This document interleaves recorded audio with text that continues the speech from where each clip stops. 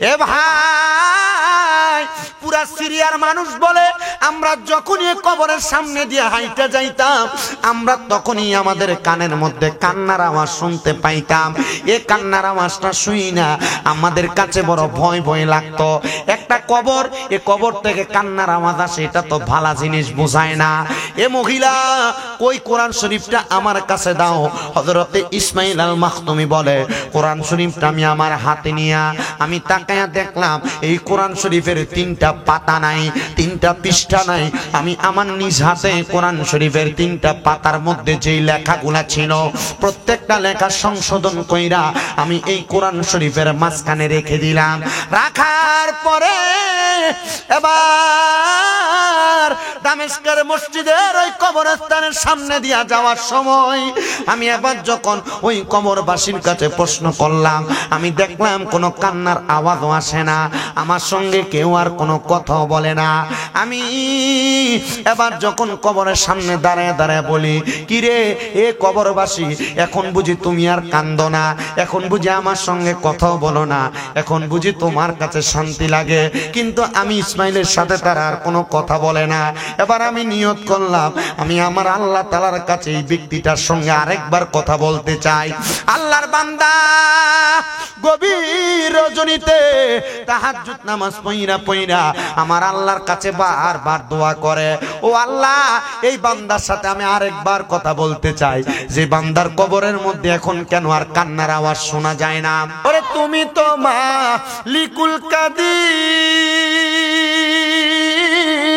আরে বানাও কত বাদশারে ফকিরে, এসবে তোমার কুদরতেরই দান, বলেন এসবে তোমার কুদরতেরই দান। আল্লাহ পরওয়ার গুনাহ খাতা মাফ করো আমার, বলেন গুনাহ খাতা। আল্লাহ পরওয়ার গুনাহ খাতা মাফ করো আমার, বলেন গুনাহ খাতা মাফ করো আমার। আল্লাহ পরওয়ার গুনাহ খাতা। মনিটর সাউন্ড দেন। আরে না যাই না কইরাছি গুনাহ, মাফ কইরা দশাইরা বানা, তুমি সারা কে আছে বান্দার, আল্লাহ তুমি সারা কে আছে বান্দার। ওরে তুমি যদি মাফ না করো যাইব আমরা কারো দারে, দয়া কইরা দয়া করেন দান, বলেন দয়া কইরা দয়া করেন দান। আল্লাহ পরওয়ার গুনাহ খাতা মাফ করো আমার, বলেন গুনাহ খাতা মাফ করো আমার। আল্লাহ পরওয়ার গুনাহ খাতা মাফ করো। আল্লাহ তোমার যত বান্দা আছে, নারী বলো পুরুষ বলো, ইবাদত করে যে তোমার, হায়রে নারী পুরুষ বান্দা যত, তুমি আল্লাহ ক্ষমা করো দয়া কইরা, ক্ষমা করবেন দান, বলেন দয়া কইরা ক্ষমা করবেন দান। আল্লাহ পরওয়ার গুনাহ খাতা মাফ করো আমার, কন্যা গুনাহ খাতা মাফ করো আমার। আল্লাহ পরওয়ার গুনাহ খাতা মাফ করো আমার। আমি জানতে চাই খালপাড়ের ভাই বাবারা, তাহলে আমরা সবাই যদি এই জান্নাতের বাগানে বইসা আমার আল্লাহ তাআলার শুকরিয়া আদায় করি, আমার আল্লাহ তাআলা আমাদেরকে রহমত বরকত দিতে পারে কি পারে না? নবীজির প্রখ্যাত হাদিস বিশারদ হযরতে জাবির ইবনে সামুরা রাদিয়াল্লাহু তাআলা আনহু আমার নবীরে প্রশ্ন করে, ইয়া রাসূলুল্লাহ, ওগো মায়ার নবী, আপনার কাছে জানতে চাই আল্লাহ তাআলার শুকরিয়া আদায় করলে কি লাভ হবে? আমার নবী বলে, উম্মত, আল্লাহ তাআলার শুকরিয়া যদি কেউ আদায় করে, আমার আল্লাহ তাআলা ওই বান্দারে নিয়ামত বাড়ায়া দিবে। জোরে বলি সুবহানাল্লাহ। কেমন নিয়ামত বাড়ায়া দিবে? আপনারা হয়তো মনে মনে চিন্তা করতেছেন, মনে করেন আপনি মাত্র কামাই করেন 500 টাকা, আল্লাহ তাআলা কয়, বান্দা, যখন তুমি 500 কামাই করার পর বলবা আলহামদুলিল্লাহ, আমি আল্লাহ তাআলা এই 500-র মধ্যে 5 লক্ষ টাকার বরকত তোমারে দান করব। কিন্তু আমরার সমাজের মানুষ 500 টাকা কামাই করুক আর 5 টাকা কামাই করুক, শুকরিয়া নাই। এই জন্য আমার আল্লাহ তাআলা তাদেরকে বরকত বরকত দান করে না। এই সমস্যাটা পুরুষদের চাইতে বেশিরভাগ আমার মা বোনদের। মা বোনেরা মাঝে মাঝে তাদের স্বামীদেরকে ইঙ্গিতে সারা দিয়ে কথা বলে, তোমার পাশের ঘরের চাচাতো ভাই, তোমার পাশের ঘরের অমুক ব্যক্তি এত টাকা কামাই করে, তুমি কেন করো না? আমি বলবো গো মা, আপনার স্বামী যা কামাই করুক আর না করুক, আপনি বলবেন আলহামদুলিল্লাহ। যতটুক কামাই করবে ততটুকু আল্লাহ তাআলা শুকরিয়া আদায় করবেন। দেখবেন আমার আল্লাহ তাআলা আপনাদেরকে অসংখ্য পরিমাণ বরকত দান করবে। এবার সাহাবায়ে কেরাম কয়, নবী গো, আমার আল্লাহ তাআলা শুকরিয়া কেমনে আদায় করে আপনি নবী বলেন না? আমার নবী কয়, এক নাম্বার বিতেলাওয়াতিল কোরআন, আল্লাহ তাআলার কোরআন যদি কেউ তেলাওয়াত করে ওইটার মাধ্যমে আল্লাহ তাআলা শুকরিয়া আদায় হয়ে যায়। দুই নাম্বার বিল ইবাদা, আমার আল্লাহ তাআলার ইবাদতের মাধ্যমে দুনিয়ার জমিনে আল্লাহ তাআলার ইবাদত যদি কেউ বেশি বেশি করে আমার আল্লাহ তাআলার বেশি শুকরিয়া আদায় করা হয়। আসেন আমার খালপাড়ের বাবারা, আমরা আল্লাহ তাআলার শুকরিয়া আদায় করার লক্ষ্যে মুহাব্বতের আওয়াজে উচ্চ কণ্ঠে আমার আল্লাহ তাআলার শুকরিয়া আদায় করে কোরআন তেলাওয়াত করি আর জোরে জোরে পড়ি। আউযু বিল্লাহি মিনাশ শাইতানির রাজিম বিবারাকাতি বিসমিল্লাহির রাহমানির রাহিম ওয়া নুনাজ্জিলু মিনাল কুরআনি মা হুয়া শিফাউ ওয়া রাহমাতুল লিল মুমিনিন।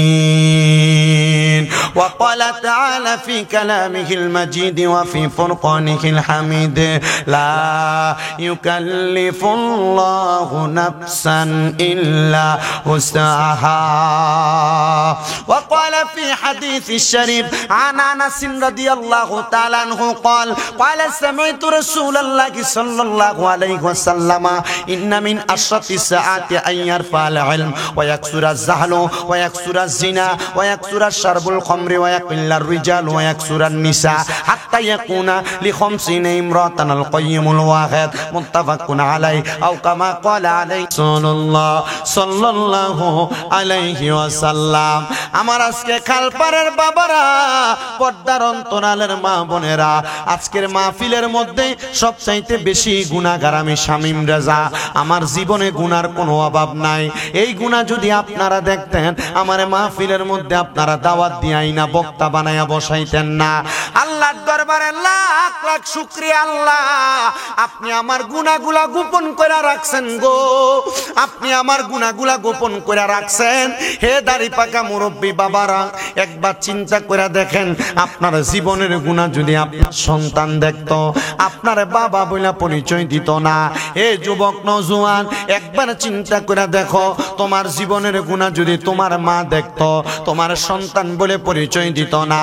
ও আল্লাহ, আমরার গুনাহগুলা গোপন করে রাখছো। আল্লাহ, মানুষের কাছে যদি তুমি গুনাহগুলা ওপেন করে দাও, মানুষ আমরারে গুনাহগার কইয়া ডাক দিব। পর্দার অন্তরালের মা,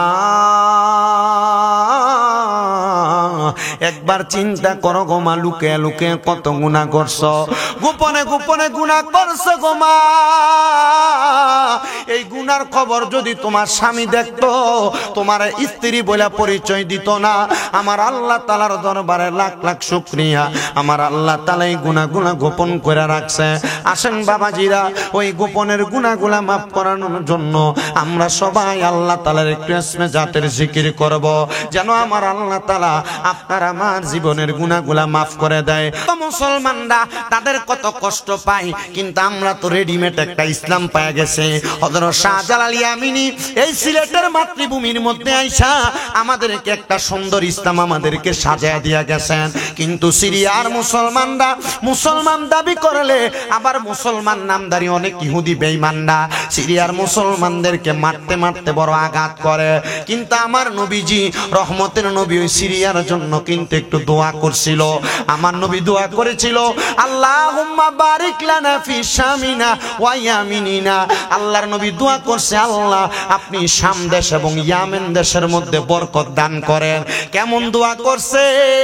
সাহাবায়ে কেরাম কই, নবী গো, ওই সিরিয়ার জন্য কেন আপনি এত দোয়া করেন?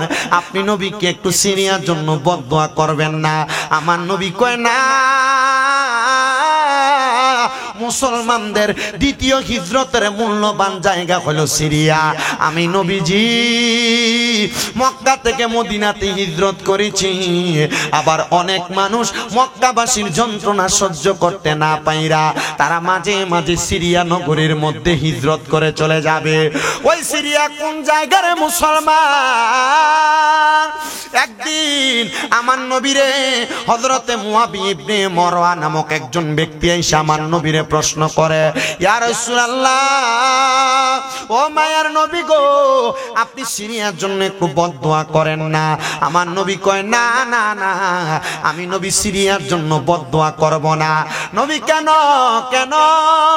নবী কয়, সিরিয়াতে এমন 40 জন ব্যক্তি আছে, যেই 40 জন ব্যক্তির কারণে আমার আল্লাহ তাআলা সিরিয়ার মধ্যে রহমত দান করে, আমার আল্লাহ তাআলা সিরিয়ার মধ্যে বরকত দান করে, আমার আল্লাহ তাআলা সিরিয়ার মধ্যে নিয়ামত দান করে, আমার আল্লাহ তাআলা সিরিয়ার মধ্যে বৃষ্টি দান করে। কয়জন ব্যক্তি বাবা? এই 40 জন ব্যক্তি আছে।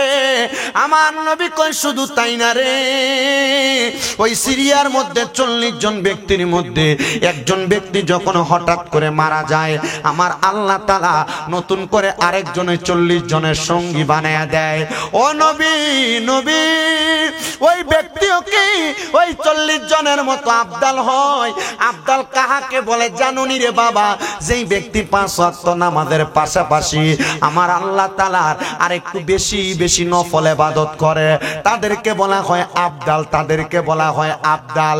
এই 40 জন আবদাল ব্যক্তি, এই 40 জন আবদাল ব্যক্তির বরকতে আমার আল্লাহ তাআলা সিরিয়ার জমিনের মধ্যে বৃষ্টি দান করে, রহমত দান করে, বরকত দান করে। আমার এই খালপাড়ের বাবারা, আপনি চিন্তা করে দেখেন, আপনিও তো আবদাল হইতে পারতেন, কিন্তু আপনি যেই কর্মকাণ্ড করেন, আপনার কর্মকাণ্ড দিয়ে আপনি আবদাল হইতে পারবেন না। আমার খালপাড়ের মা, তুমিও তো আবদাল হইতে পারতা, কিন্তু তুমি তো তোমার স্বামীর আদেশ মানো না, তুমিও আবদাল হইতে পারতেছ না। এজন্য শুনেন, যারা আবদাল হয়ে যায়, আমার আল্লাহ তাআলা আবদালদের বরকতে ওই এলাকার মধ্যে রহমত দান করে, ওই এলাকার মধ্যে বরকত দান করে। এ মুসলমান, ও নবীর উম্মতের দল, নবী কয় ওই সিরিয়াবাসী দুনিয়ার জমিনে একদিন বিজয় হয়ে যাবে, কিন্তু সিরিয়া বিজয় হওয়ার আগে দেশের মধ্যে বড় বড় অনেক ফিতনা তৈরি হবে। নবী গো, নবী গো, কেমন ফিতনা তৈরি হবে গো? আমার নবী কয়, সিরিয়ার একজন আলেম মারা যাওয়ার পরে ওই সিরিয়ার জমিন থেকে একজন ব্যক্তি বের হয়ে মক্কার দিকে চলে আসবে। ওই ব্যক্তি চিন্তা করবে, আমি সিরিয়াতে যদি থাকি, সিরিয়ার ফিতনা আমারে আক্রমণ করবে, আমি ফিতনার মধ্যে থাকতে চাই না, আমি ফিতনার সাথে যুক্ত হইতে চাই না। ও মুসলমান, বলেন আপনারা, ফিতনা জিনিসটা কি বালা জিনিস না খারাপ জিনিস? আসতে কইছেন আপনারা, ফিতনাটা কি বালা জিনিস না খারাপ জিনিস? নবীজি বলে, আল ফিতনা তো আসাদ্দু মিনাল কতল, ফিতনা হইল কতলের চাইতে আরো বেশি গুনাহ। আল ফিতনা তো আসাদ্দু মিনাজ জিনা, ফিতনা হইল জিনার চাইতে আরো মারাত্মক গুনার কাম। এজন্য সিরিয়ার বড় বড় আবদালেরা ওই সিরিয়ার ফিতনা থেকে বাঁচার জন্য তারা মক্কার দিকে চলে আসবে।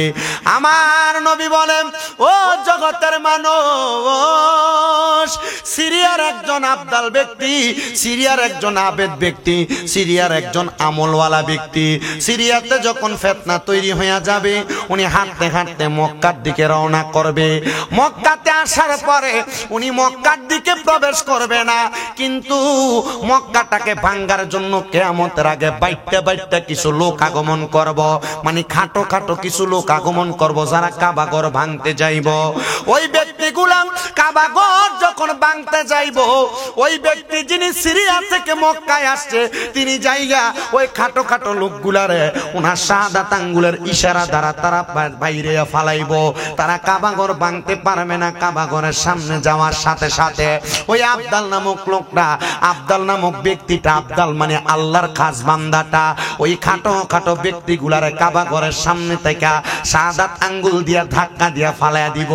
একবারে বাইটটা বাইটটা কিছু লোক কাবা ঘরটারে ভাঙবার লাগা যাইব কিয়ামতের আগে। কি লোক? আপনারা কষ্ট হইতেছে কথা বলতে? অসুবিধা হইতেছে? আমি কিন্তু আনুনাজ্জিলু মিনাল কুরআনি মা হুয়া শিফা ওয়া রাহমাতুল লিল হাফেজ সাহেবরা কও না। মুমিনদের জন্য শিফা হিসেবে আল্লাহ তাআলা কোরআনুল কারীমকে নাজিল করেছেন।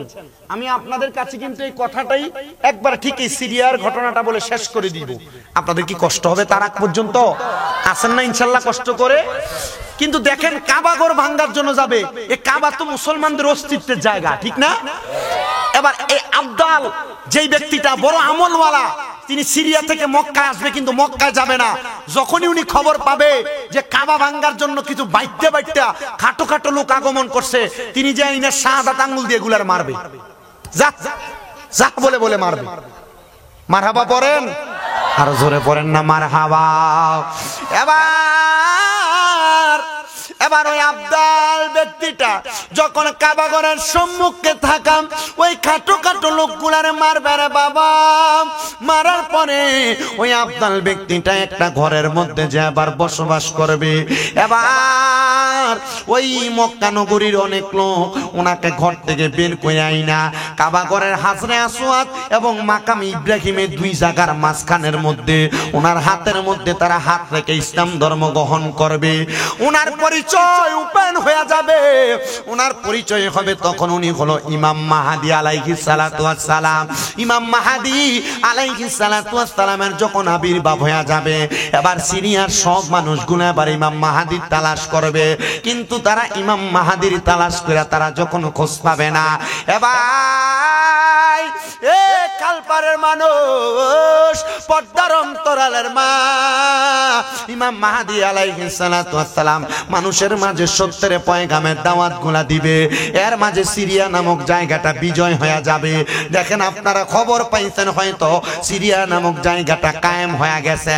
ওই সিরিয়ার একজন প্রখ্যাত আল্লাহর ওলি, যার নাম হযরতে ইসমাইল ইবনে মাখতুমি রাহমাতুল্লাহ আলাইহি। হযরত ইসমাইল ইবনে মাখতুমি রাহমাতুল্লাহ আলাইহি বলে, আমি ইসমাইল ইবনে মাখতুমি ফজরের নামাজ আদায় করতাম। ফজরের নামাজ আদায় করে করে আমি আমার ঘরের মধ্যে বসে থাকতাম। আমি ফজরের নামাজ আদায় করে যেদিন মসজিদের মধ্যে ফজর নামাজটা পড়তে যাইতাম, আমি মসজিদ থেকে বের হইতাম না। যেদিন ঘরের মধ্যে ফজরের নামাজ আদায় করতাম, আমি ঘর থেকে বের হইতাম না। কেন জানো? আমি ইসমাইল মাখতুমি আমার নবীজির একটা হাদিসের আমল করতাম। মেশকাত শরীফের বাবু সালাত অধ্যায়ের মধ্যে আমার নবীজির হাদিস, আমার নবীজি যখন ফজরের নামাজ পড়তে বসতেন, নবীজির নামাজের মুসল্লাটা বিছায়া বসতেন, কিন্তু আমার নবীজি ফজরের নামাজের সুন্নত এবং ফরজটা পড়ার পরে আমার নবী কখনো ফজরের নামাজের বিছানা থেকে উঠতেন না। সূর্য যখন পর্যন্ত উদয় না হইতো আমার নবী নামাজের বিছানার মধ্যে বইসা থাকতেন, ফজরের নামাজের মুসল্লার মধ্যে বইসা থাকতেন। নবী আমার ফজরের নামাজের মুসল্লার মধ্যে বইসা সূর্য উদয় হওয়ার 30 মিনিট পরে আমার নবী 2 রাকাত নামাজ পড়তেন। সেই নামাজটা কয় ইশরাকের নামাজ।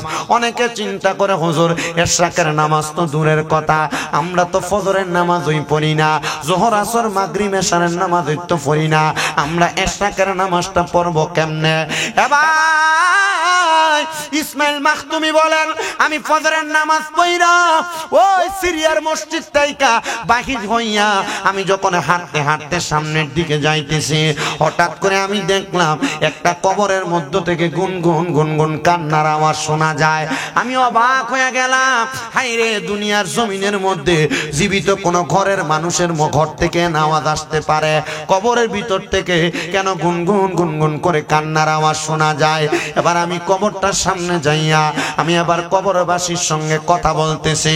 হযরত ইসমাইল আল মাখতুমি বলেন, আমি ওই কবরের সামনে যাইয়া যখন কথা বলি গো, ওই কবরবাসীটারে আমি জিজ্ঞাসা করলাম, এই কবরবাসী তুমি কেন কবরের মধ্যে এভাবে কান্নাকাটি করো? কবরের বাসিন্দা ডাক দিয়া কয়, ও ইসমাইল মাখতুমি, আমি কেন কান্না করি জানো? কেন কান্না করি জানো? বলে কারণ কি, আমি দুনিয়াতে থাকতে আল্লাহ তাআলার একটা কোরআন শরীফ পড়তাম, কিন্তু ওই কোরআন শরীফটা আমি মারা যাওয়ার পরে এখন পর্যন্ত আর কেউ একবার খুইলা দেখে নাই। আপনারা অনেকের ঘরে কোরআন শরীফ আছে, এটা যে মোটামুটি রমজান মাসে 2 একবার পইরা যে তুইলা রাখে, আর পরবর্তী রমজান আসার আগ পর্যন্ত এটা আর খুইলা দেখে না। কথা কন না রে? এ পর্দার অন্তরালের অনেক মা বোনেরা শুনতেছেন, আপনার ঘর থেকে রোগবালা মুসিবত ছাড়ে না, আপনার ঘর থেকে বিপদ আপদ কাটতেছে না, তো কাটবো কেমনে? আপনার ঘরের কোরআন শরীফের উপরে বালি ফেলে রয়েছে আধা সুতা পরিমাণ। কথা কন না কেন? হযরত ইসমাইল মাখতুমি বলেন, আমি আবার ওই কবরের বাসিন্দার সাথে কথা বলতে লাগলাম, এ কবরের বাসিন্দা, তুমি যেই কবরে কান্দো, তাহলে কান্না করার কারণ হইল তুমি যেই কোরআন শরীফটা পড়তে, কোরআন শরীফটা কেউ খুইলা পড়ে না। কান্দো কেন? বলে আমি কান্দি কেন জানো রে, আমার নবীরা বলেছে কেউ যদি কোরআন শিখা অথবা কোরআন কইরা ভুইলা যায়, এই কোরআন তার লানত দেয়, কোরআন তার অভিশাপ দেয়। এই কোরআন আমি এমন পড়া পড়ছি গো, আমি এই কোরআন শরীফ পড়তে পড়তে আমার কাছে বড় মজা লাগছে, এই কোরআনের নূর আমার সিনার মধ্যে লাগছে। আমার যখনই খারাপ লাগতো আমি আল্লাহ তাআলার কোরআন শরীফটারে তেলাওয়াত করতাম, কিন্তু জগতের মানুষ আমার এই কোরআন শরীফটারে কে জানি ধরছে, এই কোরআন শরীফটার মধ্য থাইকা আমার কোরআনের কয়েকটা পৃষ্ঠা ছিঁড়া নিয়ে চইলা গেছে। এই কোরআনের পৃষ্ঠাটা ছিঁড়া নিয়ে যাওয়ার কারণে আমি কোরআন তেলাওয়াত করতে গেলে আমি এই 2-3 পৃষ্ঠা পড়া আর আমার চোখের নজরে পড়ে না, আমি মনে রাখতে পারি না, আমার কাছে বড় বড় খারাপ লাগে।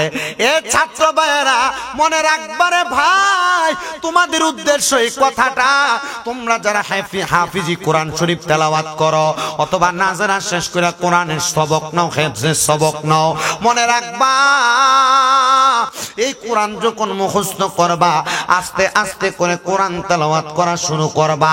এই কোরআন তেলাওয়াত আস্তে আস্তে করে তেলাওয়াত করা শুরু করলে যখন তুমি প্রথম আধা পৃষ্ঠা, যখন তুমি 1 পৃষ্ঠা, যখন তুমি 2 পৃষ্ঠা, যখন তুমি 4-5 পৃষ্ঠা করে করে পড়বা, মনে রাখবা সব সময় যেন ওযুটা ক্লিয়ার থাকে।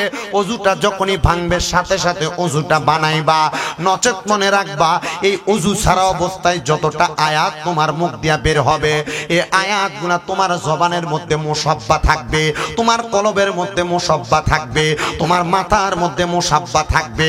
এজন্য আল্লাহ তাআলার কোরআন তেলাওয়াতটা করার আগে ওযুটা পরিপূর্ণ রাখা নিশ্চিত। যে জায়গায় বৈশা কোরআন পড়বা এই জায়গাটা পবিত্র থাকা নিশ্চিত। যে সিনার মধ্যে কোরআন থাকবে এই সিনাটা পবিত্র থাকা নিশ্চিত। এজন্য যারা হাফিজি পড়ে, হেফজুল কোরআন পড়ে, এদেরকে গুনার কাছ থেকে একটু বাইসা থাকা লাগে, কোন দুষ্টামির কাজ করা থেকে বাইসা থাকা লাগে, আর নচেত এই কোরআন তাদের সিনার মধ্যে পরিপূর্ণভাবে বহমান থাকে না। এবার হযরত ইসমাইল আল মাখতুমি বলেন, আমার কোরআন শরীফের 2-3টা পৃষ্ঠা কে জানি নিয়ে গেছে। হুজুর আপনি যদি আমার পক্ষ থেকে প্রতিনিধি হইয়া আমার কোরআন শরীফের ওই 2-3টা পৃষ্ঠা আপনি সুন্দর করে জায়গায় রাখতে পারেন, তাইলে আমার মনে হয় আমার এই কান্নাটা আর শুনতে পাবেন না। হযরত ইসমাইল আল মাখতুমি বলেন, আমি যাইতে যাইতে তার তালাশ কইরা সিরিয়ার মসজিদের পার্শ্ববর্তী একটা বাড়ির মধ্যে গেলাম। আমি তালাশ করলাম কে গো, এমন একজন ব্যক্তির পরিবার আছো নাকি তোমরা তার মৃত্যুর পরে তার কোরআন শরীফটা কখনো খুইলা দেখো নাই? একজন মহিলা কয়, হুজুর আমরা খুইলা দেখি নাই, তবে গতকালকে আমার একটা বাচ্চা কন্যা সন্তান দুনিয়াতে জন্মগ্রহণ করেছে, আমার স্বামীর ইন্তেকালের 7 মাস পরে। হুজুর ও হুজুর গো, আমার স্বামী বাচ্চাটা আমার গর্ভের মধ্যে 3 মাস রাইখা ইন্তেকাল করেছিল, কিন্তু আমার বাচ্চাটা বড় হওয়ার পরে আমার বাচ্চাটা ওই দিনে কোরআন শরীফ তারে হাত দিয়া টান দিয়া ফেলে দিছিল। এই কোরআন শরীফ কইলা কোরআনের কয়েকটা পৃষ্ঠা ছিঁড়ে ফেলেছিল। আমি কোরআনের ওই পৃষ্ঠাগুলা ছিঁড়া আমি পৃষ্ঠাগুলা পানির মধ্যে ফেলা দিয়েছিলাম। এবার ইসমাইল মাখতুমি রহমতুল্লাহ আলাইহি বলেন, আমি বললাম তুমি বড় অন্যায় করেছ, তুমি বড় বাদ কাজ করেছ, তুমি বড় বাজে কাজ করেছ। এই কোরআনের পৃষ্ঠাগুলা ছিঁড়া ফেলা দেওয়ার কারণে তোমার স্বামীর কবরের মধ্যে বড় আযাব হইতেছে। সিরিয়ার মসজিদের পাশে তোমার স্বামীর কবরের মধ্য থেকে কান্নার আওয়াজ শুনতেছে। এ ভাই পুরা সিরিয়ার মানুষ বলে আমরা যখনই কবরের সামনে দিয়ে হাইটা যাইতাম আমরা তখনই আমাদের কানের মধ্যে কান্নার আওয়াজ শুনতে পাইতাম। এ কান্নার আওয়াজটা শুই না আমাদের কাছে বড় ভয় ভয় লাগতো। একটা কবর, এ কবর থেকে কান্নার আওয়াজ আসে, এটা তো ভালো জিনিস বোঝায় না। এ মহিলা ওই কোরআন শরীফটা আমার কাছে দাও। হযরতে ইসমাইল আল মাখতুমি বলে কোরআন শরীফটা আমি আমার হাতে নিয়া আমি তাকায়া দেখলাম এই কোরআন শরীফের 3টা পাতা নাই, 3টা পৃষ্ঠা নাই। আমি আমার নিজ হাতে কোরআন শরীফের 3টা পাতার মধ্যে যেই লেখাগুলা ছিল প্রত্যেকটা লেখা সংশোধন কইরা আমি এই কোরআন শরীফের মাঝখানে রেখে দিলাম। রাখার পরে এবার দামেস্কের মসজিদের ওই কবরস্থানের সামনে দিয়া যাওয়ার সময় আমি এবার যখন ওই কবরবাসীর কাছে প্রশ্ন করলাম আমি দেখলাম কোনো কান্নার আওয়াজও আসে না, আমার সঙ্গে কেউ আর কোনো কথাও বলে না। আমি এবার যখন কবরের সামনে দাঁড়ায় দাঁড়ায় বলি কিরে এ কবরবাসী, এখন বুঝি তুমি আর কান্দো না, এখন বুঝি আমার সঙ্গে কথাও বলো না, এখন বুঝি তোমার কাছে শান্তি লাগে। কিন্তু আমি ইসমাইলের সাথে তারা আর কোনো কথা বলে না। এবার আমি নিয়ত করলাম আমি আমার আল্লাহ তাআলার কাছে এই ব্যক্তিটার সঙ্গে আরেকবার কথা বলতে চাই। আল্লাহর বান্দা গভীর রজনীতে তাহাজ্জুদ নামাজ পড়া পড়া আমার আল্লাহর কাছে বারবার দোয়া করে, ও আল্লাহ এই বান্দার সাথে আমি আরেকবার কথা বলতে চাই, যে বান্দার কবরের মধ্যে এখন কেন আর কান্নার আওয়াজ শোনা যায় না। হযরত ইসমাইল মাখতুমি বলেন আমি যখন আল্লাহর কাছে ফরিয়াদ করলাম নামাজের সিজদার মধ্যে যাইয়া চোখের পানিগুলা ফালায়া ফালায়া আমি কান্না করতেছি, এমন টাইমে আমি দেখলাম আমার কানের মধ্যে একটা বাতাস লাগতেছে আর আওয়াজ লাগতেছে, কে যেন আমার ডাকতেছে, ও ইসমাইল ঘুম থেকে উঠে যাও। আমি ঘুম থেকে জাগ্রত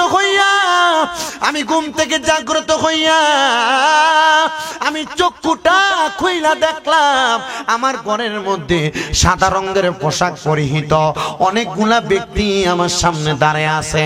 আমি জিজ্ঞাসা করলাম কারা গো আপনারা, বানান তো আপনার পরিচয় কি কি আপনি?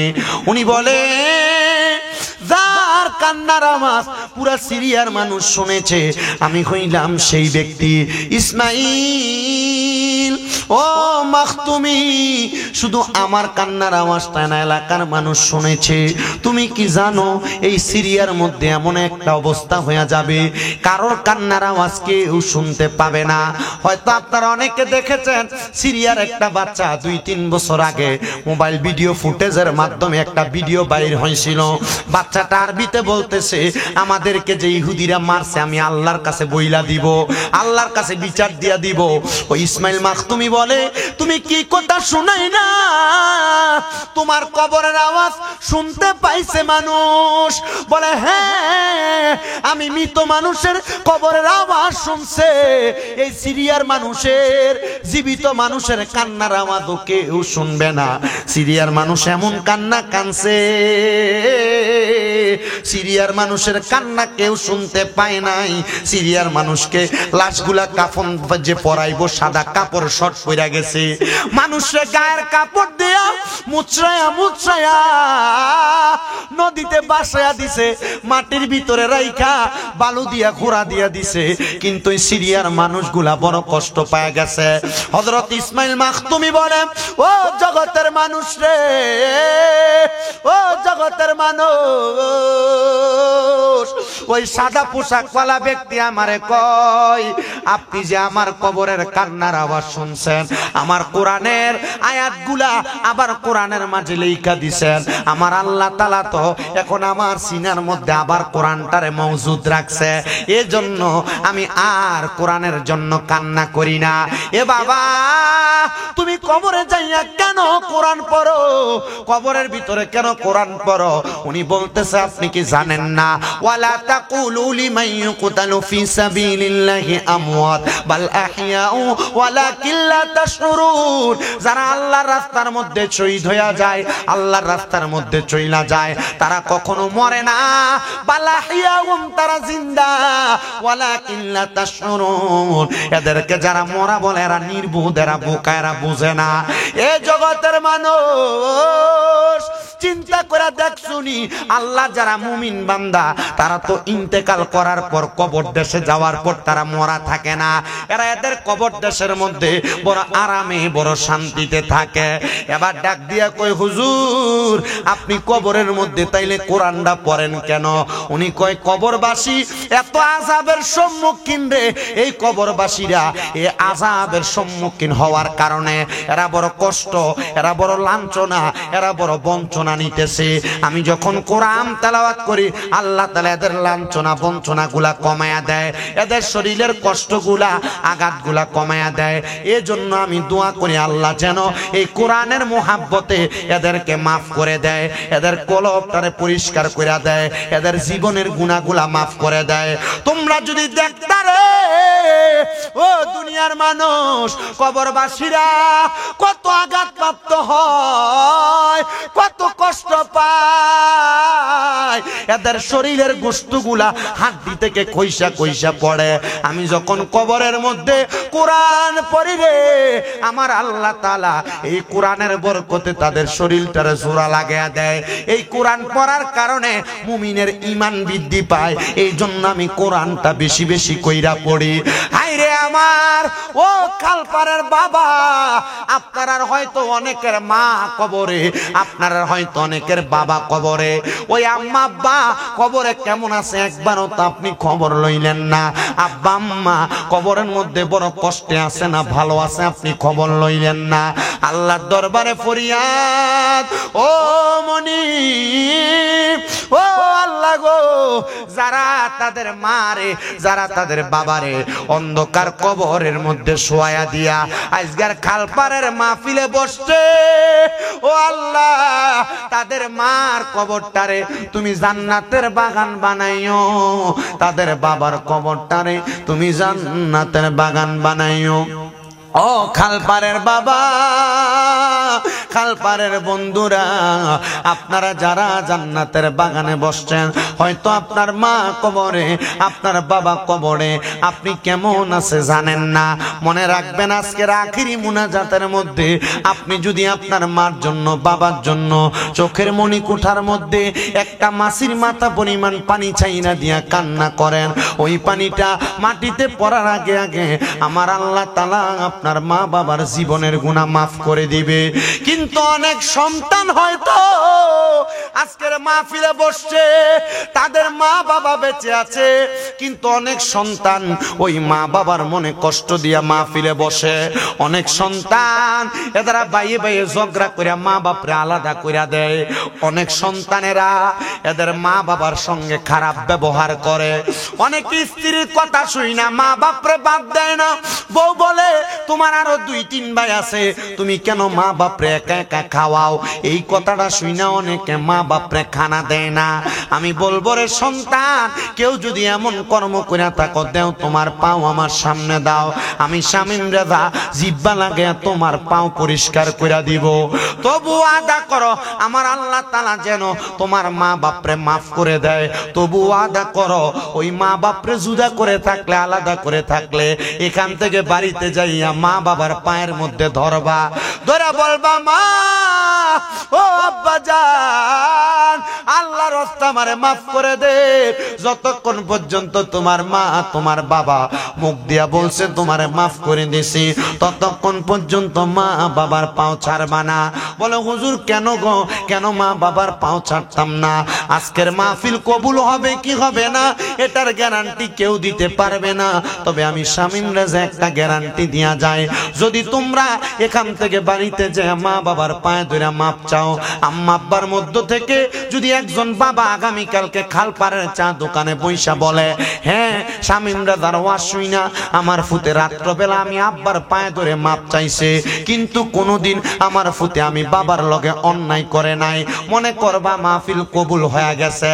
কারণ কি রে, কারণ কি? আম্মা আব্বার পায়ে ধরলে তোমার দাম কমবে না, আম্মা আব্বার পায়ে ধরলে তোমার সম্মান কমবে না। আম্মা আব্বার কদমে যদি দইরা তুমি ছোট হইতে পারো, সারা জগতের কাছে আল্লাহ তোমারে বড় বানাইব।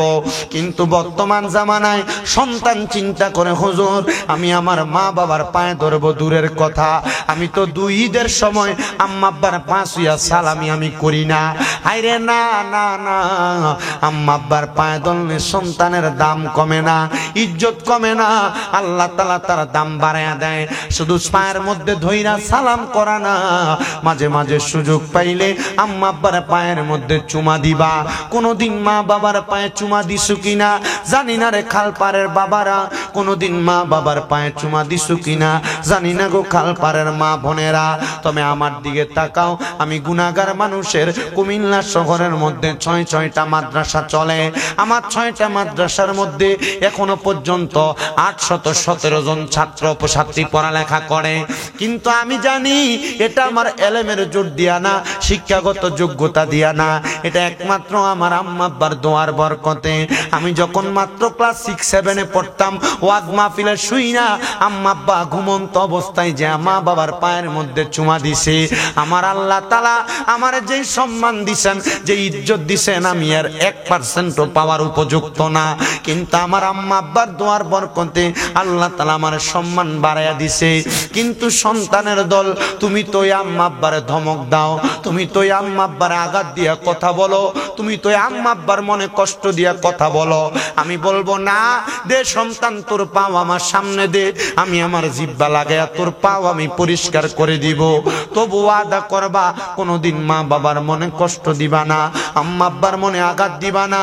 অনেকে চিন্তা করে, হুজুর যাদের বাড়িতে মা আছে তারা বাড়িতে যাইয়া মার পায়ে ধরে মাপ চাইবো, আমার তো মা নাই, আমি কার পায়ে ধরে মাপ চাইবো? অনেকে চিন্তা করে, হুজুর যাদের বাড়িতে আব্বা আছে তারা বাড়িতে যাইয়া আব্বার পায়ে ধরে মাপ চাইবো, আমার তো আব্বা নাই, আমি কার পায়ে ধরে মাপ চাইবো? সন্তান চিন্তা করবা না, আব্বা আম্মা যদি না থাকে, আল্লাহর নবী তো সিস্টেম শিখিয়ে দিছে দোয়া করার। আব্বা আম্মার কবরের সামনে যাইয়া পশ্চিম দিকটারে পিছনে রাইখা আম্মার মুখটা আব্বার মুখটা যে দিকে ফিরানো পশ্চিম দিকে, তুমি আব্বা আম্মার মুখ বরাবর হইয়া পূর্ব দিকে ফিরা আল্লাহর কাছে দোয়া করবা, রব্বির হামহুমা কামা রব্বায়ানি সগীরা ওয়া কুর রব্বির হামহুমা কামা রব্বায়ানি সগীরা। নবী আমার কই উম্মত, আব্বা আম্মা মারা যাওয়ার পর কোন সন্তান যদি চোখের মণিকুটার মধ্যে একটা মাছির মাথা পরিমাণ পানি চাইরা দিয়া কান্দে, ওই পানিটা মাটিতে পড়ার আগে আগে আমার আল্লাহ তাআলা তার মা বাবার জীবনের গুনাহ মাফ করে দেয়। অনেক সন্তানরা চিন্তা করে, হুজুর আমার মা বাবা আমার ইনকামের টাকার উপরে খবরদারি দেখায়, এই জন্য আমি আমার মা বাবার সাথে খানা খাই না। আরে মারা যাওয়ার পরে কেউ তোমার খবরদারি দেখাইবে না, মারা যাওয়ার পরে কেউ তোমার কাছে খোঁজ খবর নেওয়ার জন্য আসবে না। মা বাপ যদি খারাপও হয়, আল্লাহর নবী তো বলতেছে যদি বেশ্যাও হয়, ওই আম্মা আব্বার দাম কিন্তু সম্মানের কাছে মা বাবার দাম। নবীজিকে সাহাবায়ে কেরাম বলে, নবী গো আমার মা ইহুদি, আমি কি আমার মারে সম্মান করব? নবী কয় যতক্ষণ পর্যন্ত তোমার মা তোমারে শিরকের আদেশ না দেয় ততক্ষণ পর্যন্ত তুমি তোমার মারে সম্মান করবা, ইজ্জত করবা। শোনেন না প্রখ্যাত নবীজির একজন সাহাবীর কথা, হযরতে আবু হুরায়রা রাদিয়াল্লাহু তাআলা আনহু, তিনি বলতেছেন জগতের মানুষ, আমি যখন নবীজির দরবারে আসা যাওয়া করতাম, নবীজির ধর্মটা আমার কাছে ভালো লাগা গেছে। আমি নবীজির দরবারের বারান্দা থাইকা একদিন আমার নবীকে কইলাম, ইয়া রাসূলুল্লাহ ইসলাম ধর্ম তো আমার কাছে ভালো লাগে, আপনি আমারে ইসলাম ধর্মের কালেমা পড়ায়া দেন। আবু হুরায়রা ইসলাম কবুল করছে, ইসলাম ধর্ম কবুল কইরা হযরতে আবু হুরায়রা রাদিয়াল্লাহু তাআলা আনহু বাড়ির দিকে রওনা করছে। হযরত আবু হুরায়রা বলে, অন্যদিন বাড়ির দরজার মধ্যে যাওয়ার সাথে সাথে আমার মা জননী আমি আবু হুরায়রার জন্য ঘরের দরজাটা খুইলা দেয়, কিন্তু আজকে আমি ঘরের দরজায় যাওয়ার সাথে সাথে আমার মা আমি আবু হুরায়রার জন্য দরজাটা বন্ধ কইরা দিছে। আমি বারবার ডাক দিলাম, মা দরজাটা খোলো না গো মা। আমি 3 বার ডাক দেওয়ার পর আমার মা দরজাটা খোলে নাই। আমি আবু হুরায়রা বারবার ডাক দেই, আমার মা দরজা খোলে না। কিন্তু অনেকক্ষণ পরে আমার মা যখন দরজা খুলছে রে, আমার আম্মা জান মরুভূমির পাথরের কর্নারের মধ্যে যেই বাবলা কাঁটাগুলা হয়, ওই কাঁটার বেত দিয়ে আমি আবু হুরায়রার পিঠের মধ্যে আঘাত করছি। আমি আবু হুরায়রার পিঠগুলা দিয়া বায়া বায়া রক্ত পড়ে। কিন্তু আমি আবু হুরায়রা আমার মারে একটা কথা বলি না। আর আমরা সমাজ, আব্বা আম্মা যদি সন্তানরে কোনো কথা বলে, সন্তান আব্বা আম্মার মুখের উপরে কয় তোমরা বুঝো না, চুপ মাইরা থাকো না রে সন্তান না, আব্বা আম্মা বুঝে বিদায় তোমাকে পরামর্শ প্রদান করে। আবু হুরায়রা কয় আমি আমার মার একটা কথা বলি নাই। আমি কানতে কানতে রহমতের নবীর দরবারে চলে গেছি। আমার নবী, আমি আবু হুরায়রারে কই কিনে আবু হুরায়রা এমনি কান্দো কেন? আমি কইলাম ইয়া রাসূলুল্লাহ, আপনি বলছিলেন ইসলাম কবুল করলে কষ্ট পাওয়া লাগে। আমি আবু হুরায়রা তার প্রমাণ দেখেন না কোন বিজি, আমার মা আমারে কত মারছে, আমার পিঠের মধ্যে আঘাত করে শেষ করে দিছে। আবু হুরায়রারে প্রত্যেক দিন মারে আর আমার নবীর কাছে এসে কান্দে। নবী কয় কান্দো কেন?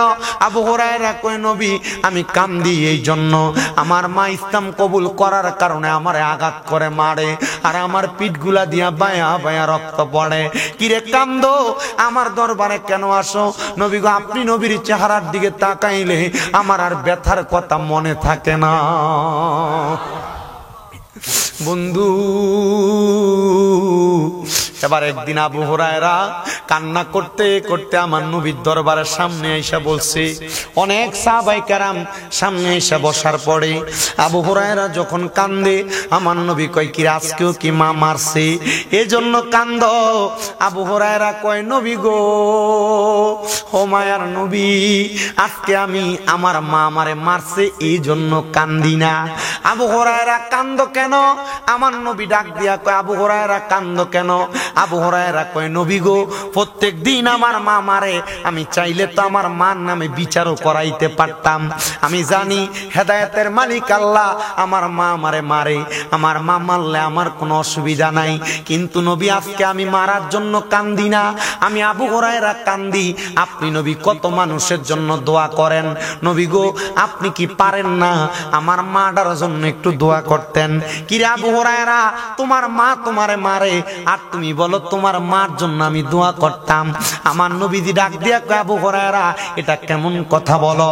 আবু হুরায়রা কয় নবী গো, আপনি না বলছেন কু আনফুসাকুম ওয়া আহলিকুম নারা, নিজে জাহান্নামের আগুন থেকে বাঁচো এবং তুমি তোমার আহালকে জাহান্নামের আগুন থেকে বাঁচাও। নবী গো, আমি জাহান্নামের আগুন থেকে বাইসা গেছি ইসলাম কবুল কইরা, কিন্তু আমি তো আমার মাডারে বড় ভালোবাসি। আমি আবু হুরায়রা আম্মা জানটা জাহান্নামের আগুনে জ্বলবে, আমি আবু হুরায়রা এটা সহ্য করতে পারি না। আপনি নবী যদি দোয়া করেন আমার আল্লাহ তাআলা আমার মারে হেদায়েত দান করব। আমার নবী সাথে সাথে হাত তুলছেন আর দোয়া করছেন আল্লাহুম্মা ইহদি, আল্লাহ আবু হুরায়রার মারে হেদায়েত দান করেন। নবী আমার দোয়া করার সাথে সাথে আবু হুরায়রা নবীর সামনে বসা, মজলিস পুরা সাহাবায়ে কেরাম আবু হুরায়রা নবীর সামনে থেকে উঠে একটা দৌড় মারছে, সামনে দিয়া সাহাবায়ে কেরাম আবু হুরায়রারে আটকে ফেলাইছে। কিরে আবু হুরায়রা, এতক্ষণ না বলছো নবী দোয়া করার জন্য, এখন দি নবীর সামনে থেকে উঠা তুমি দৌড় মারলা কেন? ব্যথার জ্বালা কি সহ্য করতে পারো না? আবু হুরায়রা কয় আল্লাহর কসম না না না, আমি ব্যথার জন্য দৌড়াই না। আমি আবু হুরায়রা দৌড়ে বাড়িতে যাই, আমি যাইয়া দেখমু রে আমি আবু হুরায়রা বাড়িতে গেছি না রাহমাতুল লিল আলামিন নবীর দুআয় আমার বাড়িতে আগে গেছে। আবু হুরায়রা দৌড়ে বাড়িতে গেছে, ডাক দিয়া কয় জগতের মানুষ, অন্যদিন আমি ঘরের দরজায় যাইয়া 2-3 বার ডাক দেওয়া লাগে দরজা খুলবার লাগা, আর ওই দিন যাইয়া দেখে আমার ঘরের দরজাটা দি খোলা। আমি ঘরে প্রবেশ করি সালাম দিয়া, আমি তাকে দেখলাম আমার আম্মা জান মনে হয় গোসল করে আসছেন। আম্মা জানের মাথার চুলগুলা বায়া বায়া পানি পড়তেছে। জিজ্ঞাসা করলাম মা, আজকে কি আপনি আমারে মারবেন না, আপনি আমারে আঘাত করবেন না, অন্য দিনের মতো কি দরজা বন্ধ করে ফেলবেন না? আমার মা আমারে ডাক দিয়া কয় আবু হুরায়রা প্রত্যেক দিন তো তোমারে আমি মারি, কিন্তু আজকে মারার পরে আমি মার বিবেকটা একটা নাড়া দিছি। তুমি আবু হুরায়রা ইসলামের ভিতরে মজার এমন কি পাইছো, মজার এমন কি পাইছো? তোমার এত মারি তবু তুমি ইসলাম ধর্ম ছাড়ো না। আবু হুরায়রা কয় মা, ইসলাম ধর্মের নিয়ামত, ইসলাম ধর্মের মজা আমি পায়া গেছি, মারার পরে মরার পরে জান্নাত পাবো। আবু হুরায়রার মা কয় আবু হুরায়রা, আমি মা চিন্তা করলাম, আমি মা জননী তোমার মতো ইসলাম ধর্মের মজা গ্রহণ করতে চাই, আমি মা ইসলাম ধর্ম কবুল করতে চাই। আবু হুরায়রা কয় বাড়িতে আইসা দেখলাম রে, আমার আগে রহমতের নবীর দোয়া আমার বাড়িতে চলে আসছে। আমার খালপাড়ের বাবা, ও খালপাড়ের বন্ধুরা, আজকের মাহফিল একটা তাজ্জব প্রমাণ। এই খালপাড়ের মাহফিলের উসিলায় আল্লাহ তাআলা খালপাড়ের কবরবাসীর কবরের আযাব মাফ করে দিবে। কথা কন্যা ঠিক কিনা? অনেকের মা কবরে, অনেকের বাবা কবরে। আল্লাহ তাআলা কবরে কেমন রাখছে মা বাপরে আপনি জানেন না। সন্তান, আপনার মা বাবা আপনার লাখ লাখ টাকার জায়গা জমি দিয়া গেছে, ওই জায়গা জমিতে আপনি থাকতেছেন, ওই জায়গা জমি আপনি ব্যবহার করতেছেন। চিন্তা করে দেখেন, যদি আপনি প্রতি মাসে 5,000 টাকা করে মা বাবার দেওয়া জায়গাতে ভাড়া থাকতেন, আপনার 12 মাসে 60,000 টাকা ভাড়া লাগতো। ওই মা বাপ যদি বাইচা থাকতো, সন্তান যদি আপনি প্রতি মাসে মা বাবার 1,000 টাকার ফল কিনা খাওয়াইতেন, 12 মাসে 12,000 টাকার ফল মা বাপরে খাওয়ানো লাগতো। মুনাজাত দেওয়ার আগে একটা সন্তান শুধু চাই, বলে হুজুর আমার মা নাই, আমার মাটার লেগে একটু খাস করে দোয়া করবেন। আমার বাবা নাই, আমার বাবাটার লেগে একটু খাস করে দোয়া করবেন। আগামী বছরে মাহফিলটা হইতো, এই বছর 15তম মাহফিল, আগামী বছর 16তম মাহফিল হবে। এই মাহফিলের প্যান্ডেলটা করতে যেই টাকা লাগে, আমি সন্তান আমার মারে ভালোবাসা, আমার বাবারে ভালোবাসা প্যান্ডেলের টাকার খরচটা আমি দান করে দিব। আল্লাহর কাছে দোয়া করবেন, এই প্যান্ডেলের সামিয়ানার নিচে কত মানুষ বসবে হুজুর, আল্লাহ তাআলা যেন আমার মা বাপরে জান্নাতের সামিয়ানার নিচে বসাই। আছেন নাকি একটা সন্তান, ধন্য মায়ের ধন্য সন্তান, ধন্য বাবার ধন্য সন্তান। প্যান্ডেলটা করতে যে খরচ লাগে, খরচটা আগামী বছর দান করবেন। মাইকটা আনতে যে খরচটা লাগে, এই খরচটা আগামী বছর দান করবেন। একজন সন্তান আছেন নাকি? হাতটা বাড়াইয়া বলবেন হুজুর প্যান্ডেলের খরচ দিতে পারবো না, মাইকের খরচ দিতে পারবো না, আমি 10,000 টাকায় মাহফিলের জন্য আগামী বছর দান করব। একজন সন্তান শুধু হাত বাড়াইবেন, আপনার জন্য খাস করে দোয়া করা হবে। আছেন নাকি একটা ছেলে ওই মারে ভালোবাসা, আপনি একদিন মারা যাবেন, মারা যাওয়ার পরে ওই কবর দেশের মধ্যে আপনার জন্য এই নেক আমল হিসেবে, এই কবরের পুঁজি হিসেবে এই দানটা থাইকা যাবে। আল্লাহর নবী কয়া সাখিউ হাবিবুল্লাহ, দানকারী হইল আল্লাহর বন্ধু। একজন হাত তুলবেন। প্যান্ডেলের কত লাগে? প্যান্ডেল করতে, প্যান্ডেলটা করতে কত লাগে? 15,000 টাকা লাগে। কে দিবে? একজন বলে হুজুর আমার মা নাই, আমার মা বাপ যদি বাইচা থাকতো, যদি প্রতি মাসে আম্মা আব্বারে ভাত খাওয়াইতাম 2,000 করে লাগতো, তো আমার 12 মাসে 24,000 টাকা লাগতো। হুজুর আমার আম্মা আব্বার জন্য খাস করে দোয়া করবেন, আমি এই প্যান্ডেলটা করতে যে টাকাটা লাগে আমি এই টাকাটা দান করব। একজন ছেলে, হ্যাঁ মারহাবা কন্যা, নারে তাকবীর, আসতে দিছেন, নারে রিসালাত। চক্ষুটা বন্ধ করে একটু আল্লাহ তাআলার ইসমে জাতের জিকির করেন। আল্লাহ আল্লাহ আল্লাহ আল্লাহ আল্লাহ আল্লাহ আল্লাহ আল্লাহ। মরণের কত দিন বাকি দয়াল আল্লাহ গো, মরণের কত দিন বাকি আল্লাহ আল্লাহ। মরণের কত দিন বাকি দয়াল আল্লাহ গো, মরণের কত দিন বাকি আল্লাহ।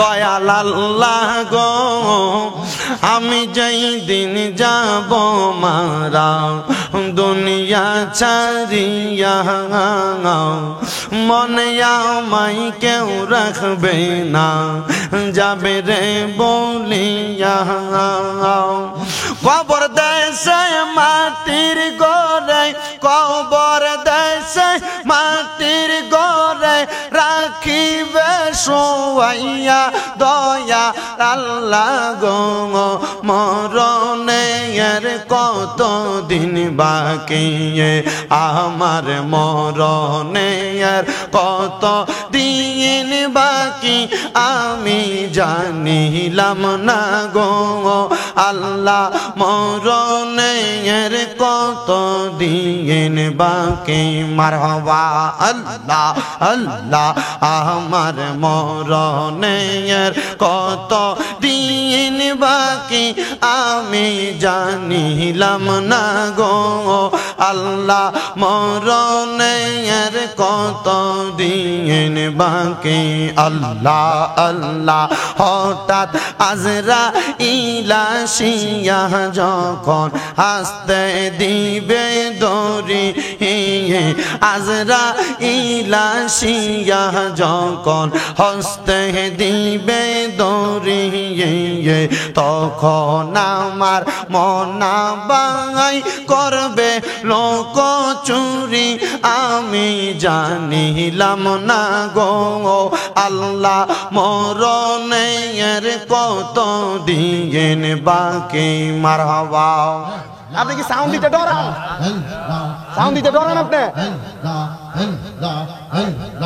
আমার মরণের কত দিন বাকি আমি জানিলাম না গো আল্লাহ মরণের কত দিন বাকি আল্লাহ আল্লাহ আর হায়াত হইল হাতে বাইরে মৌত হইল পায়ে যেই জায়গায় যার মরণ লেখা সেই জায়গায় সেই মরে আমি বুঝিলাম না গো আল্লাহ মরণের কত দিন বাকি আল্লাহ আল্লাহ আমার মরণের কত দিন বাকি আমি জানিলাম না গো আল্লাহ মরণের কত দিন বাকি আল্লাহ আল্লাহ আর 40 দিনের আগে বাইরে মৌতের নিশানি জমদোতে বান্দা নিবে চোখে দিয়া আমদি আমি বুঝিলাম না গো আল্লাহ মরণের কত দিন বাকি আল্লাহ আল্লাহ আমার মরণের কত দিন বাকি আমি বুঝিলাম না গো আল্লাহ মরণের কত দিন বাকি মারহাবা আল্লাহ আল্লাহ